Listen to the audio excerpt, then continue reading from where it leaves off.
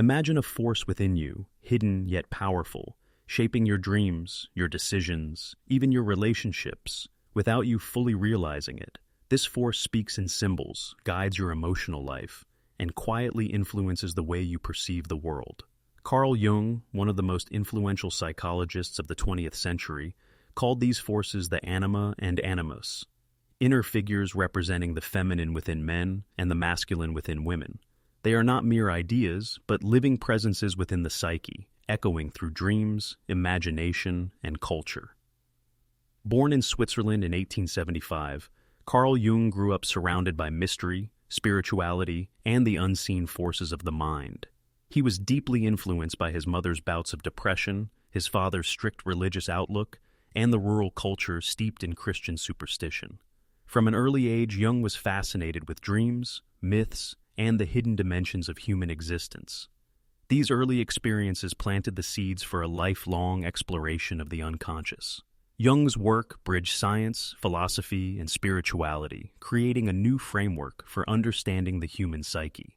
He introduced concepts such as the collective unconscious, archetypes, and, most relevant here, the Anima and Animus.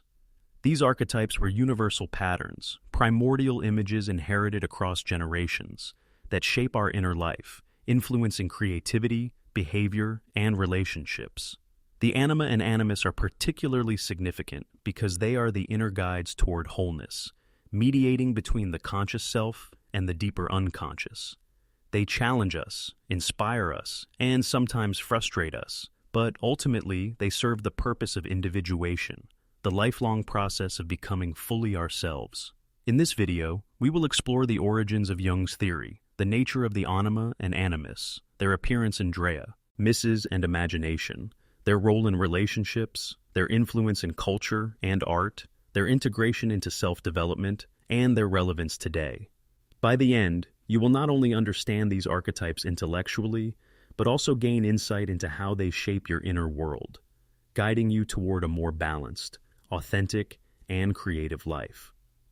Perhaps it is fitting to end the introduction with Jung's own words. Your vision will become clear only when you can look into your own heart. Who looks outside, dreams. Who looks inside, awakens. These inner figures, the Anima and Animus, invite us to look inward, to awaken, and to meet the hidden parts of ourselves. Carl Jung's fascination with the human psyche began long before he coined the terms Anima and Animus. Even as a boy in Keswil, Switzerland, he was captivated by dreams, myths, and the mysteries of life. The turbulence of his early family life, with a mother struggling with depression and eccentric behaviors, created both fear and curiosity in young Jung. He sought understanding in the hidden, symbolic, and spiritual dimensions of existence. Jung's formal study of medicine at the University of Basel introduced him to psychiatry, where he encountered patients whose behaviors and inner lives challenged conventional explanations. His work at the Burgholzli Psychiatric Hospital in Zurich allowed him to explore the unconscious through word association tests, dream analysis, and clinical observation. These experiences revealed to him patterns that were not merely personal, but collective, hinting at deeper archetypal structures within the human mind. In the early 20th century, Jung's collaboration and eventual break with Sigmund Freud played a critical role in shaping his ideas. While Freud emphasized sexuality as the primary force in human behavior, Jung recognized a broader, more symbolic unconscious. He saw that human motivation included spiritual, creative, and relational drives, and that these forces often appeared in dreams, myths, and cultural narratives. The Anima and Animus emerged from this recognition as psychological structures representing the opposite gender within each individual, guiding growth, creativity, and wholeness. Through study, observation, and personal experience, Jung began to map these inner figures as part of a larger framework of archetypes. He noticed that they often appeared in projections, men idealizing women, women projecting authority onto men, and that these projections could lead to both enchantment and conflict. His theory was born out of a quest to understand not just individual behavior, but the symbolic patterns that shape human life across cultures and generations. The anima, Jung explained, is the feminine aspect within the male psyche. She is not simply a projection of a woman, but a living inner figure representing emotion, intuition, creativity, and relational sensitivity. For men, the anima is a guide into the deeper realms of feeling, imagination, and connection, offering access to qualities often suppressed in traditional masculine roles. The anima appears in dreams, art, and imagination as a figure of mystery, beauty, and sometimes danger. She may take the form of a muse, a mother, a goddess, or even a seductress, reflecting the emotional and spiritual aspects that the man must integrate to achieve balance. The anima challenges men to confront vulnerability, embrace empathy, and develop a richer inner life. In relationships, the anima is often projected onto women, leading men to idealize partners or feel intense fascination. Recognizing this projection is crucial, as it transforms the anima from an unconscious force into a conscious guide, enriching both personal growth and relationships. Through dreams, imagination, and creative expression, the anima becomes a bridge to the unconscious, opening doors to intuition, spirituality, and emotional depth. The animus is the masculine aspect within the female psyche. It embodies qualities such as logic, assertiveness, courage, and spiritual guidance. Just as the anima guides men toward emotional and creative integration, the animus helps women claim authority, develop independent thought, and embrace strength and clarity. In dreams and imagination, the animus may appear as a group of men, a wise teacher, or a stern figure offering challenge or guidance. For women, recognizing and integrating the animus means reclaiming the masculine qualities that have been projected outward, often onto partners, mentors, or societal expectations. The animus is a powerful inner teacher. He challenges women to confront fear, claim authority, and balance intellect with intuition. Integration transforms these projections into conscious qualities, enabling women to navigate relationships, career, and creativity with confidence and authenticity. To truly understand the anima and animus, we must step back into the wider world of Jung's archetypes. Archetypes, for Jung, were the timeless patterns that shape human experience, ancient images and motifs that appear across cultures, religions, and myths. They are not learned, but inherited, living deep within the collective unconscious, influencing the way we think, dream, and relate. The anima and animus, in Jung's theory, are not random creations of the mind. They are rooted in these deeper archetypal patterns, born from the universal human experience of gender, relationship, and the eternal dance between masculine and feminine energies. They are psychological personifications of something far older, the dualities that exist in nature itself: sun and moon, light and dark, creation and destruction, mother and father. Jung often described the archetypes as primordial images, symbols that humanity has carried for thousands of years. For example, when we think of the archetype of the mother, we instantly understand nourishment, care, and protection. When we think of the hero, we feel courage, struggle, and the battle against overwhelming odds. These images come alive in myths, fairy tales, and religions, but they also live quietly in our personal dreams and imaginations. So, where do the anima and animus fit within this grand gallery of archetypes? For Jung, they were among the most important archetypes because they functioned as mediators. The anima mediates between a man's conscious mind and his unconscious, while the animus serves the same role for a woman. They are bridges, inner figures that guide the conscious personality toward the deeper self. Consider the archetype of the wise old man, a figure who appears in myths as the sage, the wizard, the spiritual teacher. This archetype often resonates with the animus, showing up as the authoritative voice that guides a woman toward wisdom and truth.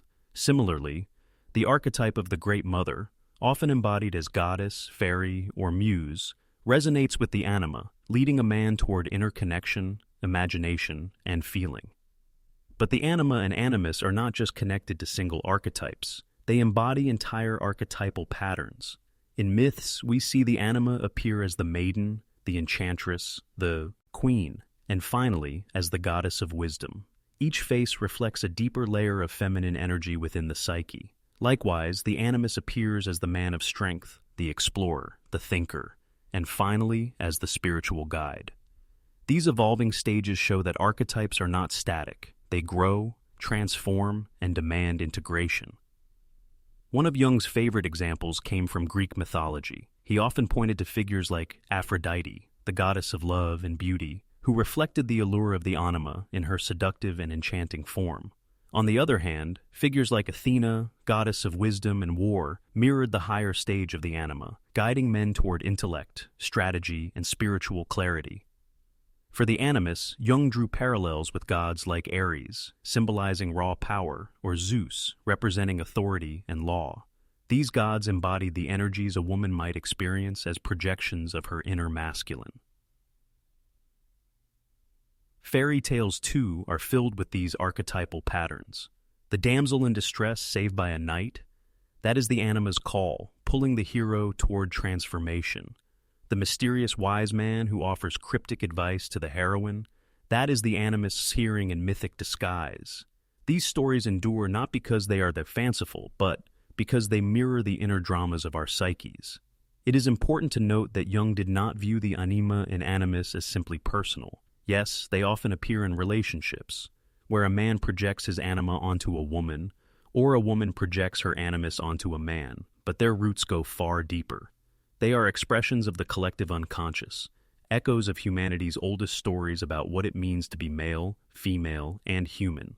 Jung also emphasized that the anima and animus are not gender roles in a social sense. They are psychological archetypes, meaning that they represent energies rather than literal men or women. This is why men may meet their anima in dreams, not as a romantic partner, but as a goddess, a witch, or even a little girl. And women may encounter their animus not only as a husband figure, but as a priest, a soldier, or even a group of male voices. The archetypes are fluid, symbolic, and alive in many forms. Ultimately, the anima and animus remind us that within every individual lies a polarity, a balancing opposite that calls for recognition. Jung believed that only by engaging with these inner archetypes could a person approach individuation, the lifelong process of becoming whole. Without them, the psyche remains divided, one-sided, incomplete.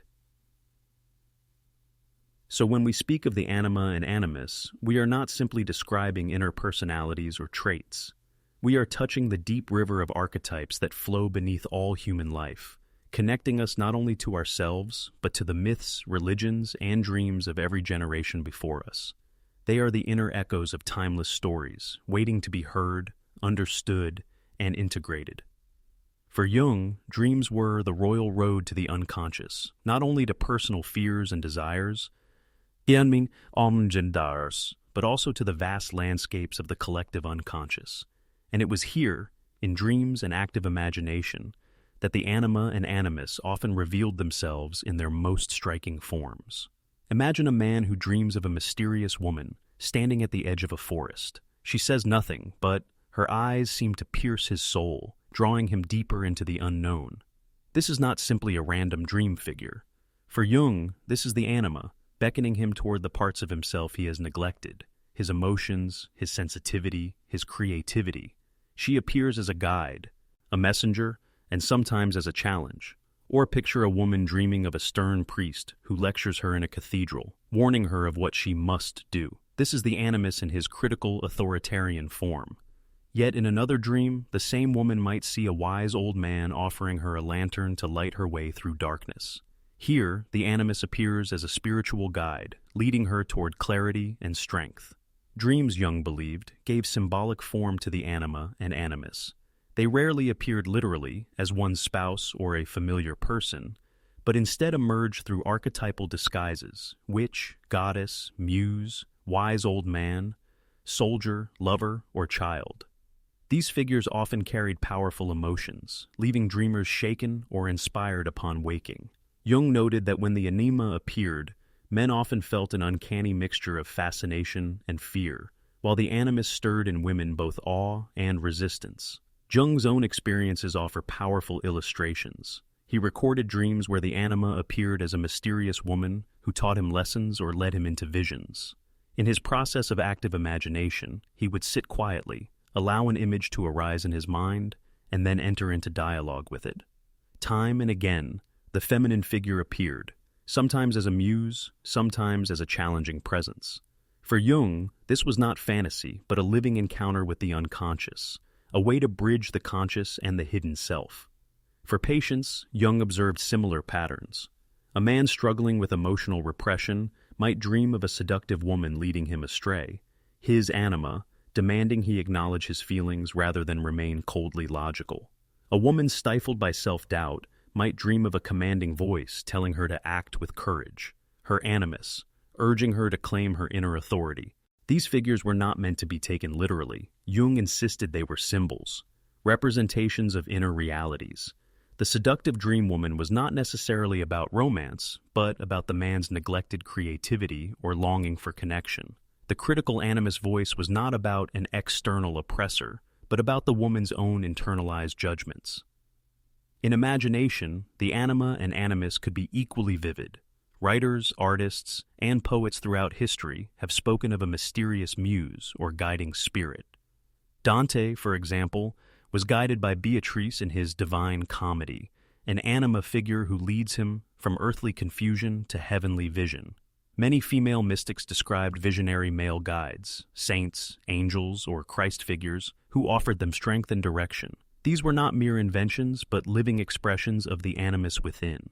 Jung emphasized that ignoring these figures was dangerous. When unconscious, they could dominate the psyche. The anima might ensnare a man in illusions, making him idealize women unrealistically or drown in sentimentality. The animus might trap a woman in rigid opinions, making her harsh, argumentative, or cut off from feeling. Dreams in which these figures appear in dark, destructive forms often signal the shadow side of these archetypes. But when consciously engaged, the anima and animus become allies. A man who recognizes his anima may dream of her as a nurturing mother, a queen, or a goddess, figures who guide him toward wholeness. A woman who integrates her animus may encounter him as a wise mentor, a supportive partner, or a spiritual messenger. In such cases, the dream becomes not just a story, but a step in the individuation process, the journey toward a balanced and complete self. Jung encouraged his patients not to dismiss such dreams, but to work with them. By reflecting on the symbolic role of the anima or animus in imagination, one could transform inner chaos into meaning. Dreams of mysterious women or commanding men were not to be feared, but understood. They were messages from the unconscious, calling the dreamer to growth. Ultimately, the appearance of the anima and animus in dreams and imagination reminds us of Jung's central insight, that the unconscious is not merely a storehouse of forgotten memories, but a living, creative realm. Within it dwell figures that guide, challenge, and shape us. To meet them is to step into dialogue with the deepest layers of the human psyche, a dialogue that can change the course of one's life. If there is one place where the anima and animus become impossible to ignore, it is in our relationships. Love, after all, is one of the most powerful mirrors of the unconscious. Jung believed that when we fall in love, when we are drawn with inexplicable intensity toward another person, what we often encounter is not just them, but our own anima or animus projected outward. Picture a man meeting a woman for the first time. She seems luminous, almost otherworldly. He feels as though he has known her forever, as if she is the missing piece of his soul. But in truth, he knows very little about her. What he feels is not simply attraction. It is his anima stirring, projecting onto her qualities of beauty, wisdom, or mystery that exist within his own unconscious. In a sense, he is not only meeting her, but also meeting himself through her. Likewise, a woman may feel swept away by a man who appears strong, brilliant, or spiritually profound. She may hang on his words, feeling that he represents everything she has been searching for. But again, Jung would remind us that what she experiences is not just the man himself. It is her animus projected, clothed in his form. He becomes the vessel for her inner masculine, the voice of courage, authority, or intellect that she has yet to fully claim within herself. This process of projection can be intoxicating. It explains why love often feels like enchantment, why we say we are spellbound or bewitched. For Jung, this was no accident. The anima and animus are archetypal figures, and when projected, they imbue relationships with a numinous, almost sacred quality. The beloved becomes larger than life, a figure of destiny, a character in the dream of our soul. But here lies the danger. Projections are not the whole truth. They are, in Jung's words, illusions that conceal reality. When the man projects his anima onto a woman, he risks seeing only what he wants to see: the muse, the goddess, the healer. He may ignore her flaws, her individuality, her own complexity. Similarly, when the woman projects her animus onto a man, she may inflate him into a hero or sage, overlooking his humanity. Inevitably, reality intrudes, and the projection begins to crumble. This is often when relationships face their greatest trials. The moment the goddess is revealed to be an ordinary woman, or the hero shows himself to be a fallible man, disillusionment sets in. Couples may feel betrayed, as though the magic has vanished.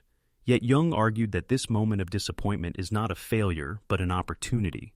It is the beginning of truly seeing the other person, not as a projection of inner archetypes, but as a real human being with their own soul. The task, Jung said, is to withdraw projections. This does not mean abandoning love, but deepening it. Instead of demanding that the partner embody all the mysteries of the psyche, one must turn inward and recognize the anima or animus as an inner reality. The mysterious woman in dreams, the commanding male voice in imagination, these are parts of oneself that must be integrated. Only then can relationships move from illusion to authenticity. Jung illustrated this with a striking metaphor. He compared projection to a film being cast onto a blank screen. At first, we confuse the screen with the movie. We think the person is the goddess, the hero, the savior. But as awareness grows, we realize the film comes from within us. The screen, the real person, remains, but now we can see them clearly, not as fantasy, but as themselves. When projections are withdrawn, relationships shift into a new depth. A man who has recognized his anima no longer seeks a woman to complete him. He has found his inner feminine. Instead, he can meet his partner as an equal, not as a vessel for his unconscious.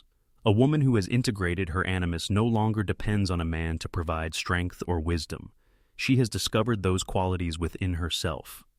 This recognition allows for love that is freer, more authentic, and more enduring.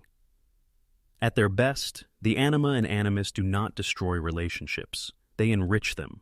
They infuse them with mystery, passion, and depth. They invite us to see the sacred in the other, to feel that love itself is a spiritual path. But they also challenge us to grow, to look inward, and to claim the qualities we project. Relationships become not only a bond with another person, but also a mirror of the soul's journey toward wholeness. In this way, every relationship becomes a classroom of individuation.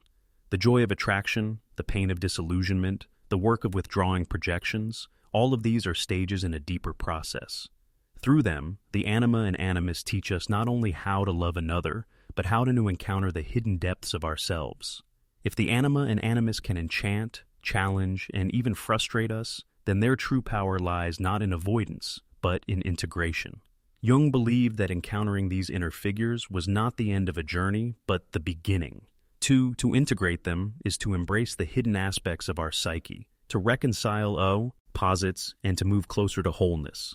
Integration, in Jungian terms, is not a one-time achievement. It is a lifelong process. The anima and animus are not static. They evolve alongside our experiences, our growth, and our reflections. They are companions on a journey, offering guidance, insight, and occasionally disruption. To integrate them is to learn their language, to understand their messages, and to meet them consciously rather than being ruled by them unconsciously. For a man, integration begins with recognition. The first step is acknowledging the presence of the anima, not as a threatening or confusing force, but as a part of himself. In dreams, this may be the mysterious woman who challenges him or inspires him. In everyday life, it may be a sudden surge of intuition, a flash of creativity, or an emotional insight he had previously ignored. Instead of dismissing these experiences, he learns to listen to them, to dialogue with the inner feminine. Similarly, for a woman, integrating the animus starts with awareness. She must recognize the inner masculine energies, strength, logic, authority, and guidance that have often been projected onto others. In dreams, he may appear as a group of men, a mentor, or even a stern voice of judgment. In waking life, these energies might emerge as a drive for action, assertiveness, or critical insight. Integration requires that she claim these qualities as her own rather than seeking them externally. Jung often recommended active imagination as a tool for integration. This involves engaging consciously with the anima or animus, allowing them to speak, express themselves, and reveal their intentions.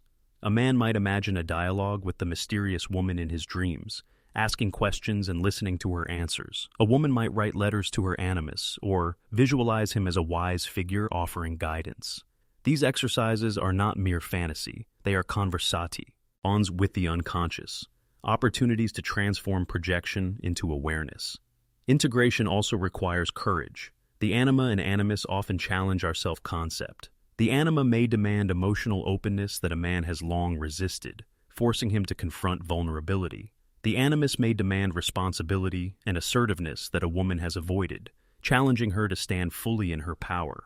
Facing these demands can be uncomfortable, even frightening, because they touch parts of ourselves we have long denied. But the rewards are profound. A man who integrates his anima develops empathy, emotional intelligence, and creativity. He becomes more attuned to relationships, more open to inspiration, and more whole in his own being. A woman who integrates her animus gains clarity, courage, and assertiveness. She becomes capable of independent thought, decisive action, and authentic self-expression. Jung emphasized that integration is not about dissolving the anima or animus into a bland neutrality. It is about balance, recognizing their strengths, accepting their shadows, and allowing them to guide without domination. The inner feminine does not replace the masculine. The inner masculine does not replace the feminine. Instead, they coexist within the psyche, complementing one another and enriching life with depth, creativity, and insight. Relationships, too, benefit from integration. Once projections are withdrawn, love becomes authentic rather than idealized. A man who understands his anima can meet a woman as a partner rather than a muse. A woman who embraces her animus can love a man as a fellow traveler rather than as a savior. In this way, integration fosters not only inner harmony, but also deeper, more meaningful connections with others. Ultimately, the path to integration is a journey toward individuation, the process Jung described as becoming one's true self. It is a lifelong practice of observing, understanding, and embracing the inner feminine and masculine. The anima and animus are not just archetypes, they are guides, teachers, and companions, leading us from fragmentation to wholeness. To integrate them is to awaken to the full spectrum of our humanity. It is to recognize the hidden treasures within, to honor the opposites we contain, and to step into life with greater balance, insight, and vitality. In Jung's view, this is the ultimate purpose of encountering the anima and animus, not simply to understand our inner world, but to become fully, authentically, and courageously ourselves. The influence of the anima and animus extends far beyond psychology. It flows into the very fabric of culture, literature, and art. Jung believed that archetypes are universal patterns, and as such, the anima and animus have long shaped myths, legends, music, painting, and storytelling. They are not merely psychological concepts, but living symbols that guide creativity and cultural expression. Consider literature, where the anima and animus frequently appear as mysterious, inspiring, or transformative figures. Shakespeare's plays, for example, teem with examples. Hamlet's complicated relationship with Ophelia can be read as a projection of his inner anima, an idealized, conflicted, and sometimes destructive inner feminine. In contrast, Lady Macbeth can be seen as a reflection of animus qualities, the drive for power, ambition, and assertiveness, projected outward in her husband's Psyche. In countless novels and plays, male and female characters embody these inner forces, shaping plots and conflicts that resonate across generations. Mythology offers even more vivid illustrations. Think of Greek myths, Aphrodite, Athena, Artemis, goddesses embodying the anima in her various forms, from sensuality to wisdom to independence. Male gods like Zeus, Apollo, and Hermes often symbolize animus qualities, ranging from authority to intellect to cunning. These figures recur across cultures, appearing in Norse, Hindu, and Native American myths, demonstrating that the anima and animus are not local phenomena, but part of the collective unconscious of humanity. In visual art, the anima and animus have inspired countless painters, sculptors, and modern artists. The ethereal female figures in the works of Gustav Klimt and John William Waterhouse often evoke anima energy, expressing beauty, mystery, and emotional depth. In contrast, depictions of heroic male figures, or abstract representations of strength, intellect, and action often reflect animus archetypes. Even abstract art can express these inner energies. Swirling forms, contrasting colors, and dynamic movement may represent the interplay of masculine and feminine forces within the artist's psyche. Music, too, carries echoes of these archetypes. Composers like Beethoven or Chopin often convey the anima and animus in their compositions, not through literal representation, but through emotional and structural contrasts. A soaring, tender melody may embody the anima, evoking introspection, longing, or inspiration, while bold, structured passages may reflect animus energy, expressing will, clarity, or determination. Music thus becomes a dialogue between the inner feminine and masculine, echoing Jung's vision of psychological balance. Even cinema reflects these archetypes in striking ways. Think of films where the male hero is guided by a mysterious woman, or the female protagonist receives guidance from a wise or commanding male figure. The Matrix's Trinity, Star Wars' Obi-Wan Kenobi, or the Lord of the Rings Galadriel all act as embodiments of anima and animus archetypes, guiding protagonists toward growth, transformation, and self-realization. These figures resonate because they mirror inner psychological dynamics that viewers unconsciously recognize in themselves. Jung also observed that the anima and animus influence collective cultural imagination. When societies repress or exaggerate masculine or feminine traits, myths, rituals, and artistic creations reflect this imbalance. Periods dominated by rationality, industrialization, or authoritarian power may produce art emphasizing animus energy, logic, structure, heroism. Conversely, eras emphasizing intuition, spirituality, or emotional expression often highlight anima qualities, giving rise to mystical art, romantic literature, and lyrical music. In modern culture, the influence of these archetypes persists even when unacknowledged. Advertisements, storytelling, and even social media often draw on the projection of anima and animus, offering ideals of beauty, power, romance, or success. Movies, TV shows, and novels create characters who trigger our inner archetypal energies, eliciting fascination, inspiration, or desire. These projections shape not only individual psychology, but also collective trends, fashions, and cultural norms. Ultimately, the anima and animus remind us that art and culture are mirrors of the psyche. By understanding these archetypes, we gain insight not only into individual creativity, but also into the broader currents of human expression.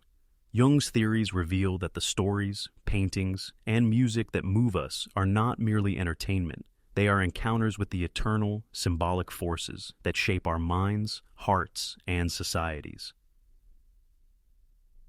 In recognizing the anima and animus in culture and art, we begin to see our inner lives reflected in the world around us. They teach us that creativity is not just technical skill or talent, but an expression of deep psychological truths. Art becomes a bridge between conscious experience and the unconscious, between personal feelings and universal archetypes, offering a glimpse of the hidden structures that govern both, or inner and outer worlds. No discussion of Jung's anima and animus would be complete without acknowledging the critiques and questions raised over the decades. While Jung's concepts have profoundly influenced psychology, art, and culture, they have also drawn criticism for their perceived limitations, particularly in light of contemporary understandings of gender and identity. One common critique is that Jung's theories rely heavily on binary notions of gender. By framing the anima as feminine within men and the animus as masculine within women, some argue that his model risks reinforcing stereotypes about what men and women should be. Critics claim that this perspective may oversimplify the complexities of gender identity, ignoring non-binary, fluid, or culturally diverse expressions of masculinity and femininity. In today's conversations about gender, this critique carries significant weight, as modern psychology increasingly emphasizes spectrum-based and socially constructed understandings of identity. Another point of criticism lies in the empirical basis of Jung's work. Unlike Freud, whose theories were more rigorously examined through clinical cases, Jung relied heavily on myth, literature, dreams, and introspection. Skeptics argue that this approach can be subjective, prone to interpretation, and difficult to validate scientifically. The anima and animus, as archetypes, may be compelling and rich with insight, but they resist quantification or controlled experimentation, leaving some psychologists wary of their application in traditional clinical settings. Yet despite these critiques, the relevance of the anima and animus endures, particularly when approached symbolically rather than literally. Today, therapists, artists, and thinkers continue to find value in Jung's idea that every person contains inner qualities traditionally associated with the opposite gender. Integrating these qualities, be it emotional sensitivity, intuition, assertiveness, or analytical reasoning, remains a powerful tool for personal growth and self-awareness. In contemporary psychotherapy, the anima and animus are often reframed in terms of inner dialogues or personality integration, rather than fixed masculine or feminine traits. Therapists might encourage clients to explore their inner feminine or masculine energies to balance decision-making, emotional intelligence, and creativity. In this sense, Jung's archetypes serve as psychological metaphors, helping individuals understand their unconscious motivations and navigate relationships with greater clarity. Modern cultural psychology also finds resonance in Jung's ideas. In literature, film, and media studies, the anima and animus provide a framework to analyze character development, projection, and relational dynamics. Viewers can recognize the archetypal forces at play when a protagonist is inspired, challenged, or guided by a mysterious figure, adding depth to storytelling and interpretation. Even in everyday life, people often recognize patterns of projection, falling for someone who mirrors an inner ideal or struggling against a partner who reflects unintegrated inner traits, illustrating the continued practical relevance of Jung's insights. Interestingly, Jung's concepts have found new life in self-help and personal development. Coaches, writers, and motivational thinkers often encourage exploration of inner opposites, qualities within oneself that may have been neglected or suppressed. The idea is simple but profound. By acknowledging and integrating these inner dimensions, individuals can live more balanced, authentic lives. The anima and animus, when seen symbolically, provide a structured lens through which to view this inner work. It is also worth noting that Jung's ideas resonate across cultures and spiritual practices. Many indigenous traditions, Eastern philosophies, and mystical systems speak of balancing complementary energies, whether called yin and yang, Shiva and Shakti, or other symbolic dualities. This cross-cultural relevance suggests that while the language of anima and animus may be Western and gendered, the underlying psychological truth, the presence of complementary inner forces, has universal significance. In balancing criticism with relevance, one can conclude that Jung's anima and animus are not rigid prescriptions, but flexible, symbolic tools. They invite introspection, imagination, and dialogue with the unconscious. While modern psychology may challenge their literal interpretation, the core idea that each person contains qualities of the opposite gender or polarity is remarkably enduring. It encourages self-reflection, emotional intelligence, and the pursuit of wholeness. Ultimately, the anima and animus remind us that human psychology is complex, layered, and often paradoxical. They invite us to look inward, confront projections, and engage with parts of ourselves that may have been ignored, feared, or idealized. Whether one views them as archetypes, metaphors, or symbolic energies, their relevance today lies in their ability to illuminate the hidden dynamics of personality, relationships, and culture. Jung's work continues to spark dialogue, debate, and inspiration, proof that even a century later, the anima and animus remain more than abstract theories. They are mirrors reflecting the ongoing journey of self-discovery, guiding us toward balance, integration, and the deeper understanding of what it means to be fully human. As we reach the final chapter of our exploration into Jung's anima and animus, it becomes clear that these inner figures are far more than abstract psychological concepts. They are living, dynamic forces within each of us, shaping our dreams, guiding our creativity, and influencing the relationships and decisions that define our lives. To understand them is to understand a deeper layer of the human psyche, a realm where our hidden potentials, fears, and aspirations dwell. One of the central lessons of Jung's theory is the importance of awareness. The anima and animus, if left unconscious, can dominate our thoughts and behaviors through projection, distorting our perceptions of others and ourselves. They can lead us to idealize, romanticize, or even vilify those around us. Recognizing these archetypal forces within ourselves allows us to reclaim the power we have unknowingly projected, transforming our inner critics, gods, and muses into allies rather than adversaries. Integration is another key takeaway. The journey toward wholeness, which Jung called individuation, is closely linked to how we relate to our anima or animus. By engaging with these figures consciously, through dreams, imagination, reflection, or creative expression, we cultivate balance between our inner masculine and feminine energies. Men gain access to empathy, intuition, and emotional depth, while women discover assertiveness, clarity, and inner strength. This process does not erase differences. It harmonizes them, enriching both the individual and their relationships. Relationships themselves offer a living laboratory for the anima and animus. Jung's insight that we often encounter projections of our inner feminine or masculine in partners is both enlightening and cautionary. Love and attraction are powerful mirrors, revealing not just what we desire in another, but what remains unintegrated within ourselves. Recognizing these projections allows us to engage with partners authentically, fostering mutual growth rather than dependency or illusion. The anima and animus teach that love, at its deepest level, is as much about self-discovery as it is about connection with another person. Cultural and artistic expressions further demonstrate the enduring influence of these archetypes. From myth and literature to painting, music, and cinema, the anima and animus appear in countless forms, reflecting universal patterns of human experience. Jung's vision reminds us that art is not merely entertainment, it is a dialogue with the unconscious, a window into the archetypal energies that shape our collective imagination. Understanding these archetypes enriches our appreciation of creativity, symbolism, and storytelling across time and culture. Criticism of Jung's theories reminds us to approach them with nuance. While his concepts of the anima and animus rely on gendered archetypes, modern interpretations allow for more fluidity, acknowledging that inner masculine and feminine energies are present in everyone, regardless of gender identity. Viewed metaphorically, these archetypes provide a framework for exploring balance, self-awareness, and personal growth, rather than rigid prescriptions for how men and women should behave.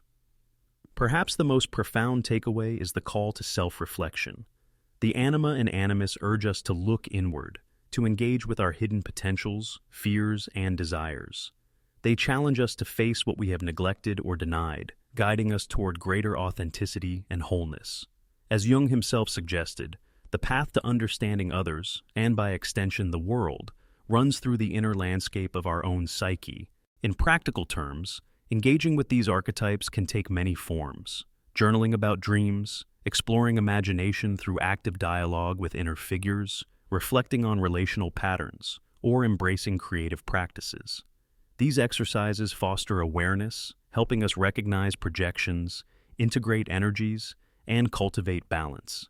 In doing so, we develop emotional intelligence, resilience, and a deeper connection to both ourselves and the people around us.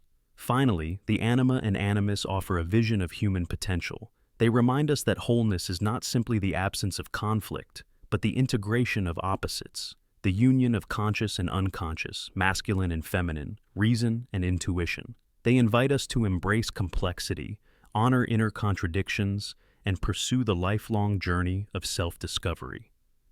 In conclusion, the anima and animus are not just psychological constructs. They are guides, teachers, and companions on the journey of individuation. They appear in dreams, imagination, art, and relationships, challenging us, inspiring us, and revealing the hidden depths of our psyche. By recognizing, engaging with, and integrating these archetypal forces, we step into a fuller, richer, and more authentic experience of life. Jung's enduring insight can be summarized in one final reflection. The path to wholeness lies not in looking outward for answers, but in turning inward to meet the hidden figures within ourselves. In this meeting, we awaken, grow, and become the truest versions of who we are meant to be.